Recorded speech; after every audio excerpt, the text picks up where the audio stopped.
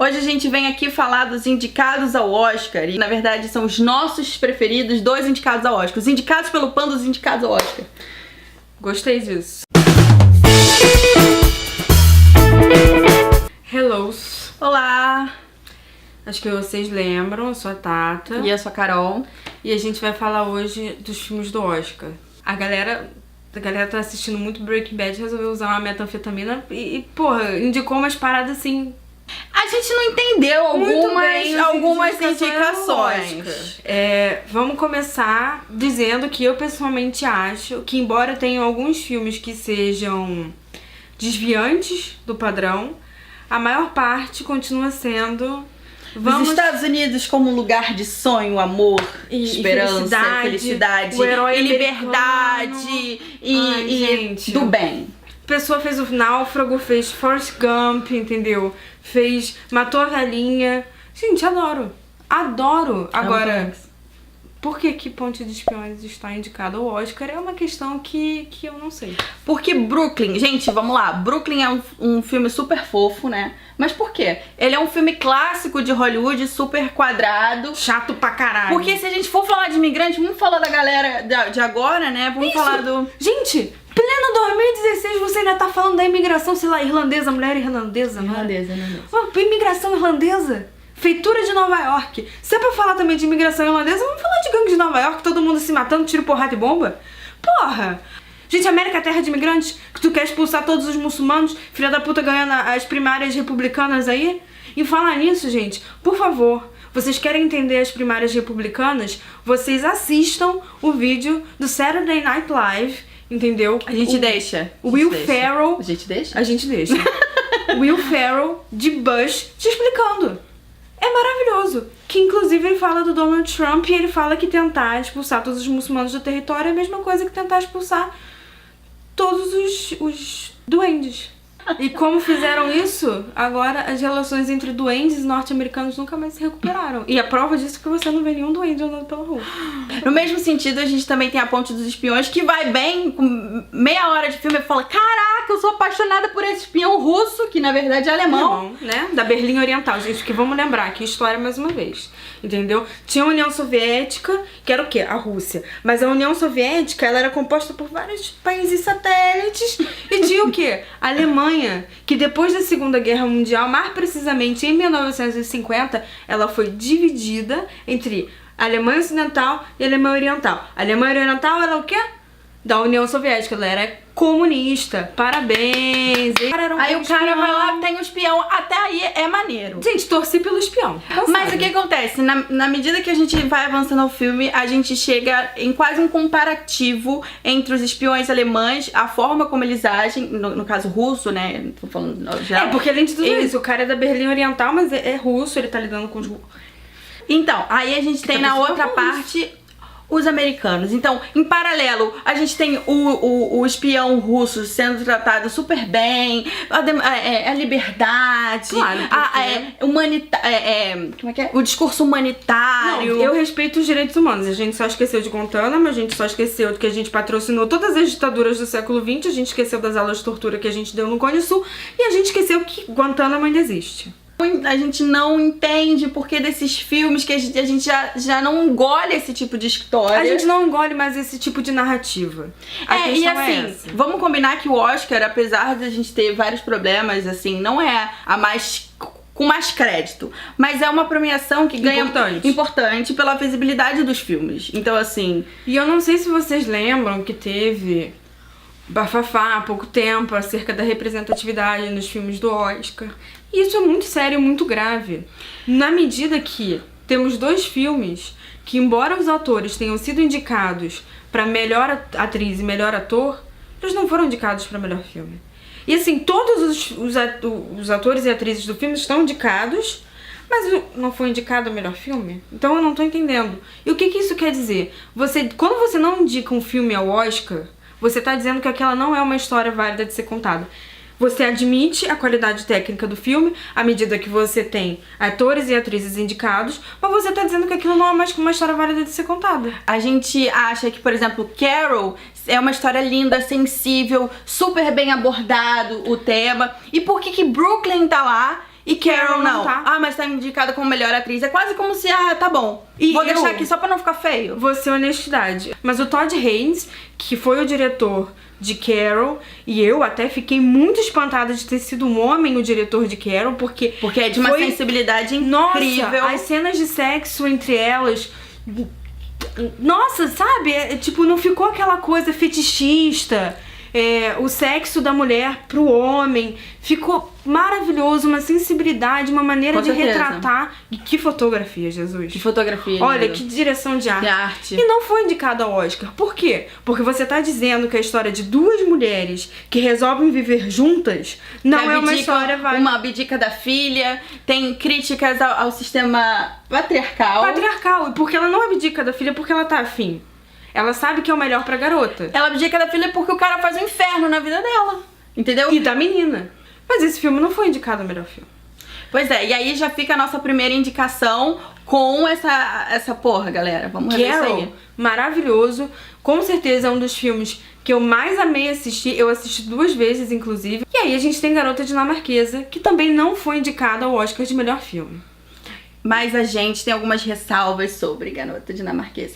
Eu fui mó na boa vontade. Eu adoro o Ed. Olha, Ed, desculpa porque eu te amo, entendeu? Aliás, o cara que dirigiu a Garota Dinamarquesa, ele dirigiu Os Miseráveis e ele também dirigiu O Discurso do Rei. Vamos por etapas. A primeira etapa é a mesma coisa de Carol. Você reconhece a qualidade técnica do filme, mas você não o indica porque você tá dizendo que aquilo não é uma história válida de ser contada, não é uma escolha de vida válida. É uma questão de representatividade, sim. Até porque a gente vai até deixar o link também, tem um vídeo falando sobre isso, sobre a banca do Oscar, né? As pessoas que votam, que decidem, o conselho, digamos assim, do Oscar, que é muito legal de assistir pra mostrar como é conservador mesmo, como as escolhas são conservadoras.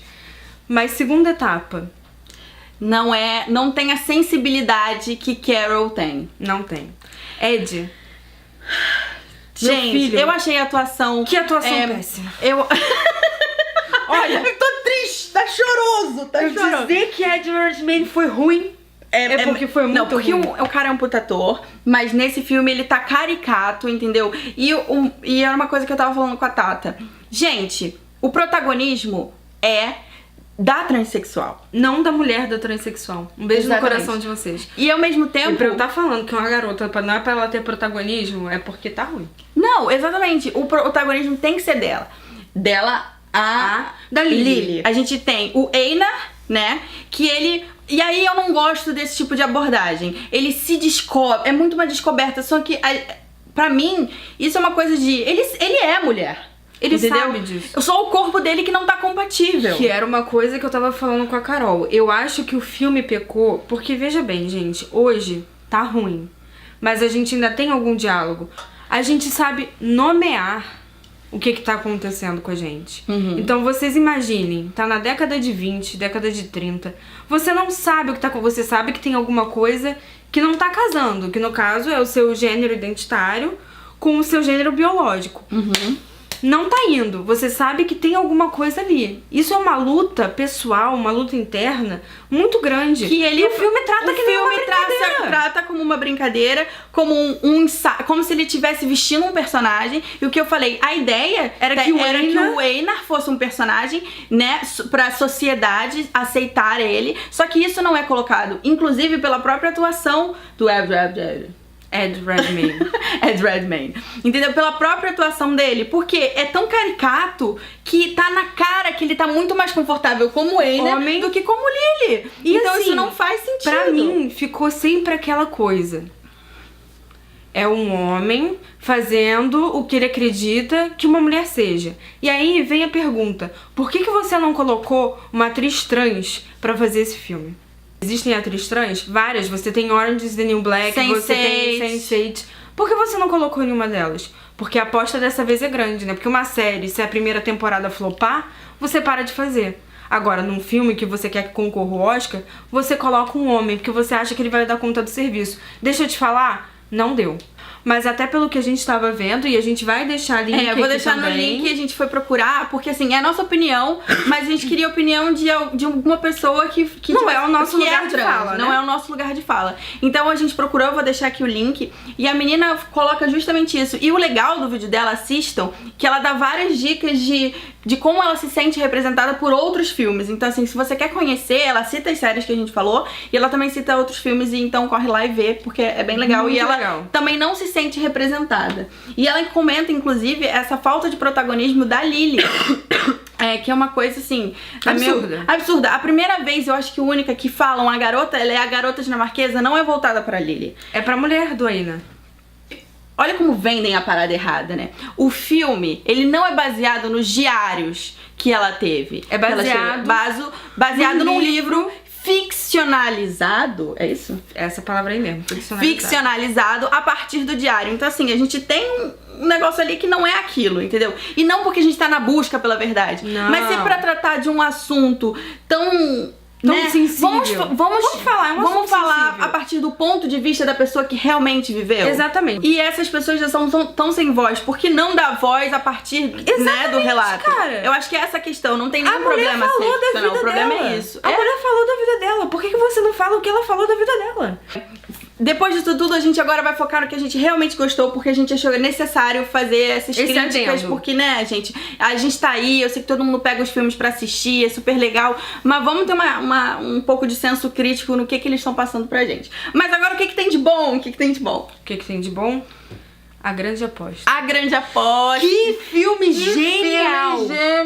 Gente, o que são aquelas o que é aquela montagem? Eu queria dizer assim, ó. Quando eu era pequena, vai parecer meio esquisito. Quando eu era pequena, porque você continua pequena. Não, eu continuo pequena. Mas quando eu era de idade pequena, quando eu era de menor, eu tinha um Game Boy. E eu adorava meu Game Boy. Eu sei, eu vou chegar lá em algum lugar. Não, eu não tô te falando. Eu tinha um Game Boy. E daí, a minha madrasta, ela comprava umas fitas falsificadas pra eu usar o Game Boy. E eram todas Pokémon. As fitas eram em inglês, de alguma língua que eu entendia? Não. As fitas eram em japonês, com alguns caracteres que não correspondiam a nenhuma outra língua. Eu zerei os jogos. O que eu quero dizer com isso? Porque a Grande Aposta é assim, tu não entende nada, mas tu chega no fim e adora, você fica, gente... Não, fez todo sentido. Eu achei, gente, não, veja bem, essa minha cara não é isso não, é porque eu conversei com alguns amigos e o motivo deles não terem gostado tanto da Grande Aposta foi esse, eu não entendi o que os caras estavam falando. Eu não tenho essa experiência porque eu tenho um economista amigo e o economista amigo assistiu comigo e o economista amigo explicou o que eu não entendi. Só que ao mesmo tempo, é o que a Carol tá falando. Não é pra você entender, é sensorial. E eu acho que isso foi uma das apostas do filme. Eles param pra te explicar, eles te dizem, mas eles te mostram como é feito pra até que as pessoas que estão fazendo não entendam. É exatamente isso. Eu acho que ele não é usado de uma forma... te jogar no escuro no filme não é uma coisa assim, eu vou fazer pra você não entender. É uma aposta dramática do filme. Ele te joga no escuro mesmo, assim. É pra você ver...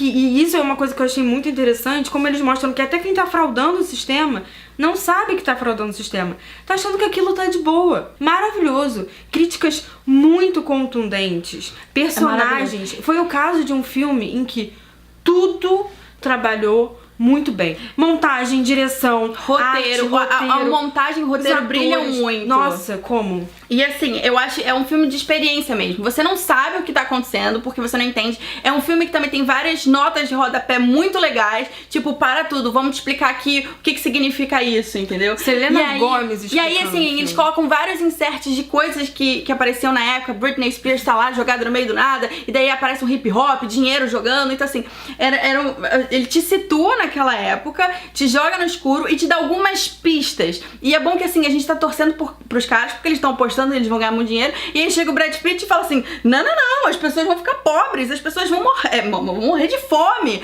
as pessoas vão ficar sem casa. E tu fala, caraca, é verdade, não é pra torcer. E é essa crítica, é de como você despersonaliza o sistema a tal ponto que você não sabe mais o que você tá fazendo. E por isso que dá essas merdas que dá. O problema tá no sistema. É uma grande crítica ao sistema. Não só ao sistema financeiro, né? O Wall Street, que é o caso ali. Mas se você for parar pra pensar, é justamente esse mercado do capital. Como o mercado, ele tá acima de tudo. Enfim, A Grande Aposta é a grande aposta pra você que tá aí sem fazer nada. Por favor, assista o filme, é maravilhoso. E é uma aposta Que paga. E como paga. Maravilhoso, incrível. Muito incrível. O que me lembra de, gente, o que foi o quarto de Jack? Ai, gente, o quarto de Jack. Aquele... Suei muito pelos olhos. No caso eu tô suando mesmo.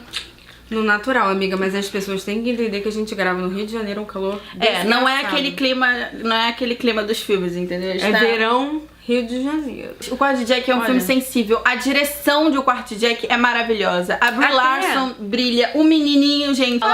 Falam que a Brie Larson, ela tá cotada pra ser a nova Jennifer Lawrence, assim, né? Gente, para. A atriz do momento. Por quê? Porque a gente não podem ter várias atrizes do momento. E a pessoa não pode fazer um filme bom e depois fazer um filme merda. Pois é porque assim, quando... Atores, né, tem vários, a gente consegue falar. Mas aí atriz, a gente sempre tá nas mesmas, E o melhor é que assim, sempre que surge uma atriz boa, é a nova Meryl Streep. Exatamente. Gente, a velha tá viva. E tá maravilhosa. Mas Brie Larson tá maravilhosa. E o que eu mais amei do filme é que ele não precisou ser violento pra mostrar a violência da situação. Era justamente a normalidade e como aquilo era o universo, aquilo já estava tão naturalizado, era o que ia acontecer.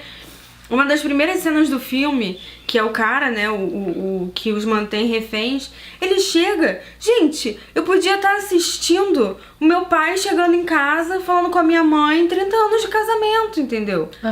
E não era. E você demora um pouco a entender o que tá acontecendo. Exatamente. Eu gostei do filme é que ele não precisou ser violento pra te mostrar a violência da situação. Nossa. E justamente porque ele é sempre o ponto de vista do menino.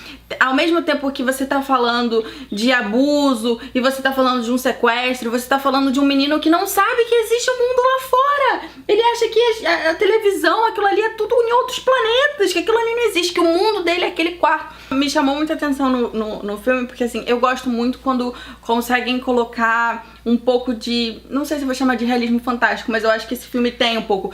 Os objetos... é a imaginação de uma criança. Exatamente. Então assim, no começo a gente tem... Oi, planta. Oi, não sei o que. Ele torna aquele quarto um protagonista de verdade, entendeu? Não, então, é assim, que o nome do filme é Room. Assim, e como na Grande Aposta, é um caso de que tudo trabalhou perfeitamente bem. Roteiro, montagem, arte, os atores. Esses foram os nossos 2 filmes favoritos. E Carol foi um filme maravilhoso. É claro que teve outros filmes assim com não muito destaque, mas assim, eu destaco o Trumbo, que eu acho que é um filme. Trumbo tem um tema muito legal. Qual a questão? A gente tinha essa lista negra de roteiristas bons, excelentes, que estavam na indústria, só que eles eram personas não gratas. Pelo posicionamento político deles. Por quê? Né? Porque os Estados Unidos dos Direitos Humanos... Adoro os Estados Unidos dos Direitos Humanos. E aí eles ficaram com muito receio dessas posições políticas de alguns roteiristas, porque eles achavam que ia ter aquela coisa, né, de inserir conteúdo. É que nem aqui, né, ditadura gaysista, porque se você fala que tudo bem o casamento gay, você vai casar com um viado, evidentemente. Muito interessante, porque assim, ele é perseguido, ele é preso, então assim, tô contando spoiler, mas isso não diminui em nada a sua experiência com o filme. Até porque a história é senso comum, tá, gente? Ela assim, existiu no caso também, né? Mas o interessante do filme é a hipocrisia, né? Porque o cara consegue, ele sai e aí ele reúne todas essas pessoas que chamam de a lista negra, né? Que são os caras que eles não podem ter contrato nenhum lugar, eles não podem assinar nenhum roteiro. Ele chama, ele conhece um cara que na verdade só quer vender o roteiro, você pode assinar aí com o que você quiser, eu quero fazer. E era aqueles filmes tipo meio pastelão, assim, né? Vamos fazer uns filmes. E... eles chamam essas pessoas, eles conseguem entregar muitos roteiros e eles assinam com outros nomes. E o Trumbo, ele ganha 2 Oscars. Olha lá, um Oscar dentro do Oscar. Plural. Metalinguagem. Então, ele ganha 2 Oscars não é reconhecido, entendeu? E o primeiro que ele consegue assinar depois é reconhecido e tudo mais. E o primeiro que ele consegue assinar depois dessa fase, né? E que fase é o de Spartacus. Que é um filme do Kubrick. E a gente tem um vídeo sobre o Iluminado. E rufam os tambores. Mad Max. Gente, como não amar Mad Max? Como não amar a representatividade que teve? E como não amar o Tom Hardy? Porque um dos melhores momentos de 2015 pra mim foi o Tom Hardy dando um fora no jornalista quando o jornalista fez uma pergunta sexista ridícula. Como não amar? Mesmo, enfim. Mas aí é o Tom Hardy pessoal, né? Não o Tom Hardy no filme, que o filme é o quê? O filme é da Hermina. Agora, então olha só, pra vocês lembrarem, depois de tudo isso que a gente falou pra caralho, os indicados do Pandemônio são A Grande Aposta, O Quarto de Jack, Carol, Trumbo e Spotlight. Spotlight com... Eu gostei pelo tema. Gostei do tema. Acho o tema muito importante. Acho que é um tema relevante. Mas parece um telefilme, parece uma coisa já meio ultrapassada. Mas sabe por que eu fiz as pazes com ele ser indicado? É uma crítica que tá por baixo da crítica. Porque geralmente nesses filmes... Você tem o herói. O jornalista é o herói. O herói. Ele Só tá que nesse trazendo filme a não, luz. né? Só que não. O que mostra durante todo o filme é que, cara, eles sabiam sim. Eles só não acharam que era importante falar. Então é isso. Não assistam agora, de todos, assistam. A gente vai repetir. A Grande Aposta, O Quarto de Jack e Carol. Por favor. Por favor. Please. Se vocês podem fazer alguma coisa por mim, assistam esses filmes. E dê um like aqui embaixo, se inscreve no canal e compartilha nosso vídeo pra gente ser vista com essa cara de suor. Beijos. Beijos.